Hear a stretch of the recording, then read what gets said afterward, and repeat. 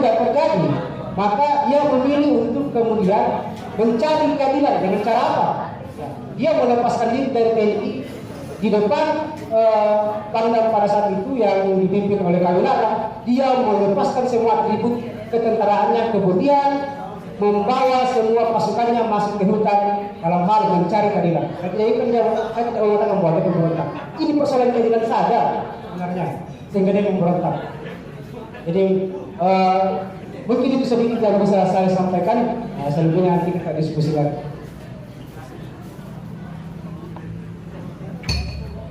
Oh iya, demikian saya pandang tentang Karusaka dari Kakanda Muhammad Soeharto Patuntungan. Menjelaskan tentang salah satu tokoh Tanah Luwu, pejuang Tanah Luwu yang sampai sekarang sebenarnya kita tidak bisa melepas diri dari kontroversial tentang beliau.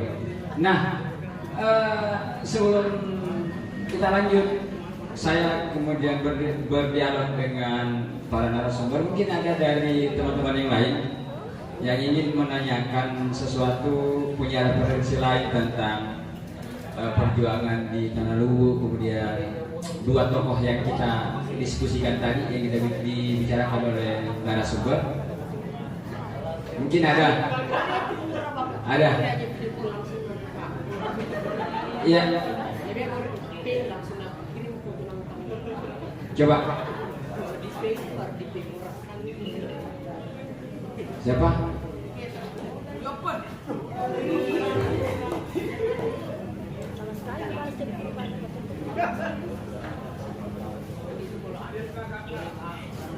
Oh ya.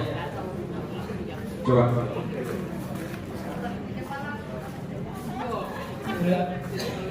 Bismillahirrahmanirrahim. Assalamualaikum warahmatullahi wabarakatuh. Waalaikumsalam. Pertama-tama saya ucapkan terima kasih atas kesempatan yang diberikan. Terima kasih juga saya sampaikan kepada SMA Negeri 5 Palopo yang membuka kesempatan bagi seluruh siswa di Kota Palopo berdialog sejarah. Karena ini merupakan kegiatan yang jarang terjadi di kalangan pemuda atau generasi milenial sekarang. Yang ingin saya katakan pada kesempatan hari ini adalah sejarah, khususnya sejarah Tanah Luwu ini merupakan sejarah yang sangat indah. Banyak sekali kejadian-kejadian yang sulit diterima nalar, namun hal ini merupakan suatu keindahan bagi sejarah Luwu sendiri.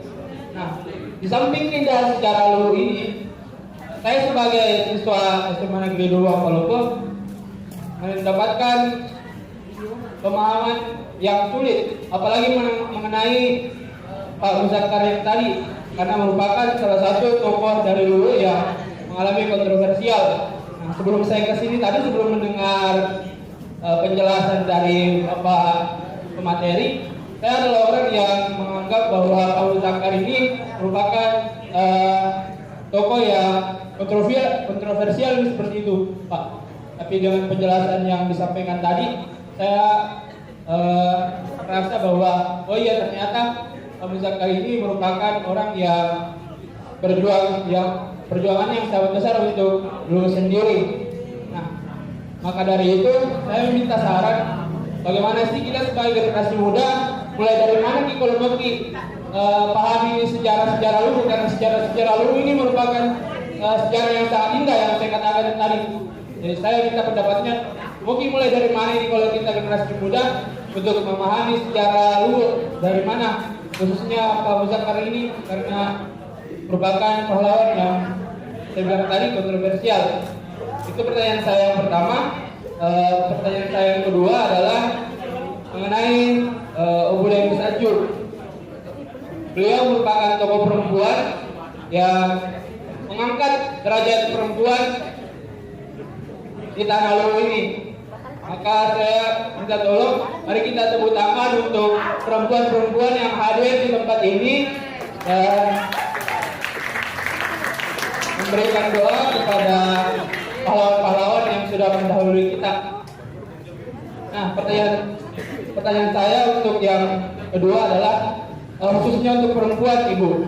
Bagaimana mereka Bagusnya bagaimana mereka untuk mendapatkan nilai-nilai sejarah dari Opudeng Stadium dan nilai-nilai apa yang harus mereka kembangkan lagi khususnya sebagai perempuan supaya hampir sama atau bukan hampir sama karena Opudeng Stadium ini merupakan pahlawan yang sangat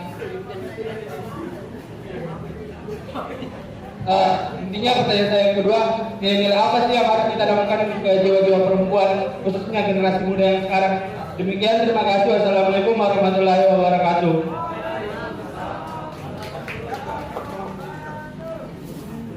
Ya, pengantaran pertanyaan menarik dari Adinda Rehan dari SMA Negeri 2 Palopo. Sambung menyambung dengan sebenarnya niatan kegiatan ini dilaksanakan bagaimana kita menjadi Kaharum Saka, bagaimana kita menjadi Opudeng Saju di masa sekarang, kan gitu. Iya, masih ada. Oh iya, yang pakai topi kita tampung dulu. Pertanyaan dari supaya lebih semangat ini dialognya.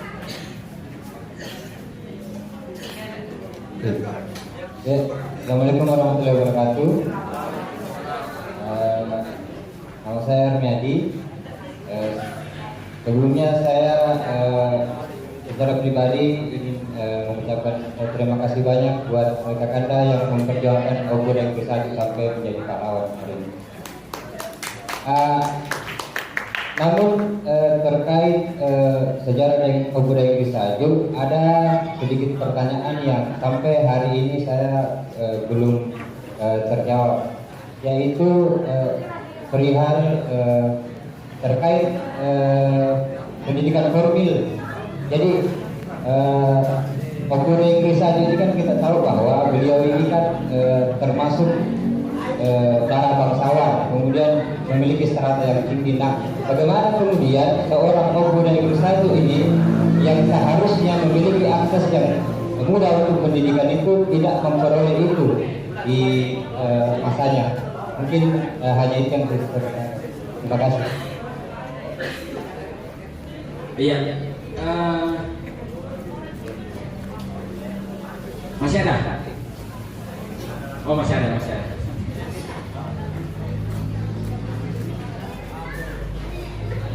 Tadi kami menanyakan tentang mengapa Opudeng Saju tidak mengenyam pendidikan formal, padahal akses untuk itu dalam posisinya bisa pada dasarnya. Oh iya. Assalamualaikum warahmatullahi wabarakatuh. Pertama, terima kasih kepada moderator telah mempersetujukan saya untuk bertanya berkaitan dengan pembahasan kita pada malam hari ini. Kepada Allah yang senantiasa bersyukur dan kepada baginda Nabi Muhammad SAW yang senantiasa bersalawat. Membahas sekaitan sejarah dalam epistemologi Islam, dikenal sejarah sebagai satu sumber pengetahuan. Sejarah juga dikenal sebagai nostalgia bagi para pemenang dan derita bagi para minoritas yang kalah. Jadi kadang-kala sejarah itu ditulis oleh para pemenang. Nah, membahas tentang izinkan aku menjadi pada dialog pada malam hari ini dengan dua tokoh dari Tanah Luhur. Dalam bahasan eksistensialisme Martin Heidegger, ada dan mengada adalah proses untuk menjadi. Mungkin kita netralkan dulu pembahasan kita pada malam hari ini karena mungkin persepsi kita tentang menjadi itu kita semua tidak paham tentang menjadi itu. Makanya dinetralkan dulu pembahasan kita pada malam hari ini tentang menjadi itu sendiri. Nah, dalam sebuah perjuangan, suatu revolusi, kita ketahui dalam dunia Islam salah satu peristiwa Karbala dalam buku Doa Tangisan dan Perlawanan yang ditulis oleh Ali Saryati, dia mengatakan bahwa di suatu perjuangan ataupun revolusi ada dua yang ingin disampaikan, ada dua yang harus dikorbankan. Yang pertama adalah siapa yang ingin dikorbankan, dan yang kedua adalah pesan apa yang mau disampaikan. Nah, dalam sejarah Tanah Luhur, siapa saja yang berkorban dan pesan apa saja yang ingin disampaikan dalam perjuangan itu. Nah, kembali saya ingin bertanya persoalan sejarah yang kemudian mengikat Dewi Saji itu sendiri dalam pergumulannya sebagai anak bangsawan. Tentu ada satu hal yang perlu diperjelas untuk kemudian menambah pengetahuan kita semua. Yang pertama, dalam satu peristiwa bagaimana atau di mana posisi istana pada saat pencabutan gelar kebangsawanan Oto Dewi Saji. Nah, yang kedua, saya ingin bertanya kepada kakak saya, yaitu kakak Patom, yang membahas tentang keharusan itu sendiri. Pengalaman saya secara pribadi, berdasarkan diskusi dengan orang tua yang ada di Timojong, bahwa gerakan yang dilakukan oleh Kahar Mustakar pada saat itu adalah gerakan yang memaksa dalam tanda kutip warga untuk kemudian memeluk agama Islam itu sendiri. Sampai-sampai ada satu tokoh yang kemudian menjadi orang tua di Latimojong itu sendiri, itu takut keluar kampungnya dengan alasan pemberontakan yang dilakukan oleh pengikut Kahar Mustakar itu sendiri. Nah, pertanyaan saya, apa landasan gerak yang dilakukan oleh Kahar Mustakar itu sendiri sehingga melakukan pemberontakan itu, yang khususnya di Tanah Luhur? Apa dasar dari gerak yang dilakukan oleh Kahar Mustakar itu sendiri yang dilakukan di Latimojong sebagai salah satu penyebaran Islam yang dia upayakan? Nah, yang kedua, mengingat daripada sejarah Indonesia, Kahar Mustakar merupakan salah satu bagian dari sejarah itu sendiri. Nah, pertanyaan saya, mengapa Kahar Mustakar setelah pulang dari Tanah Jawa itu sendiri itu dikenal sebagai pemberontak dalam tanda kutip? Dalam hal ini itu menyerang kembali pemerintah pusat pada saat itu. Apa dasarnya? Apa dasar gerak dari itu? Mungkin cukup sekian dari saya. Wallahul muwaffiq ila aqwamit thoriq. Wassalamualaikum warahmatullahi wabarakatuh.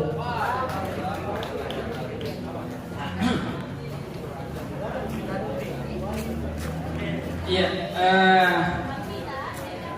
ini memulai dari akar filosofi sampai praksis ini saya juga di luar biasa. Ini pertanyaan ketiga nih, kakak anda penting ya. Iya, tunggu dulu barangkali, nanti kesempatan kedua ya. Iya, bagaimana narasumber? Oh iya, bisa membantu mengelaborasi wacana-wacana yang berkembang. Iya, silakan pada. Assalamualaikum warahmatullahi wabarakatuh. Terima kasih atas kesempatan yang diberikan.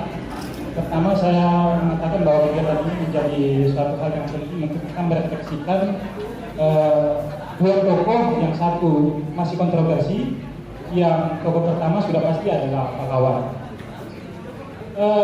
Saya ingin mengatakan bahwa sebenarnya Oto Dewi Saji menjadi sebuah cerminan bahwa budaya Tanah Luhur ini basis gendernya itu kuat. Basis kebudayaan materi kita itu, kalau kita mengurut misalnya kebudayaan masyarakat kita dalam bidang pertanian, basisnya itu misalnya mak jujur.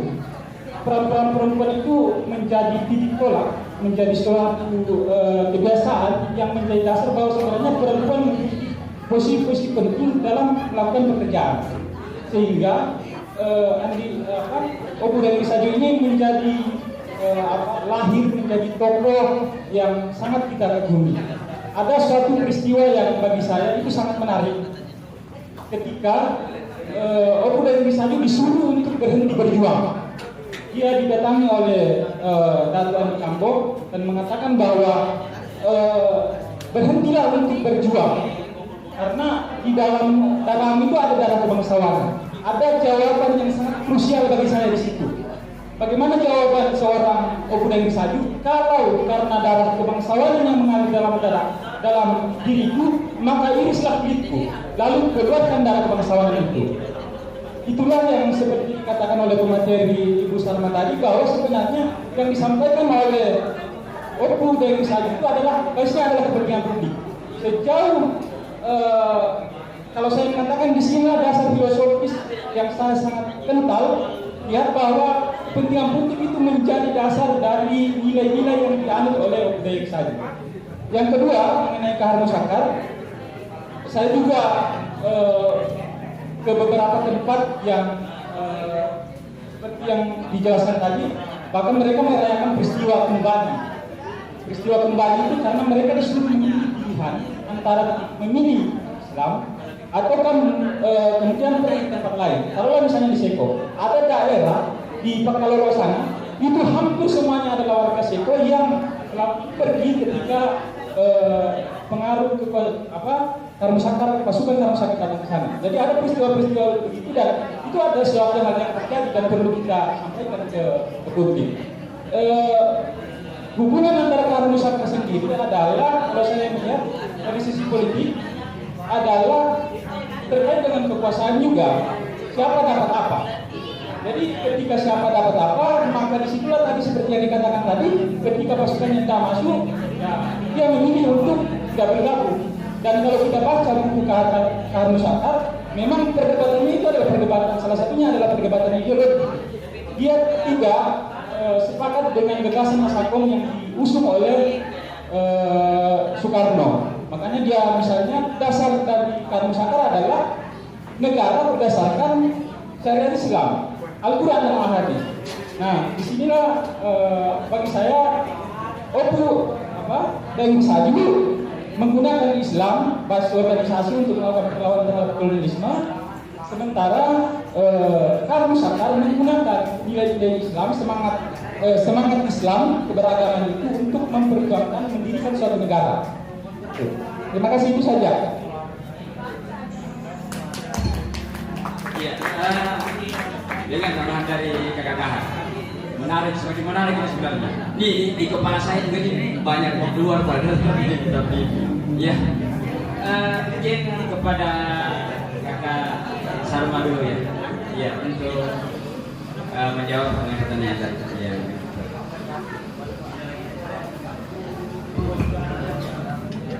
Ya, terima kasih moderator. Pertanyaan yang luar biasa semua. Saya berterima kasih saudara-saudara saya, adik-adik saya, ternyata banyak juga yang sudah mulai melek sejarah ya. Ya baik, pertanyaan pertama tadi, kira-kira nilai-nilai apa sih yang harus ditransfer dari perjuangan Oppo Dengki Saju kepada generasi hari ini, terutama kaum perempuan? Iya.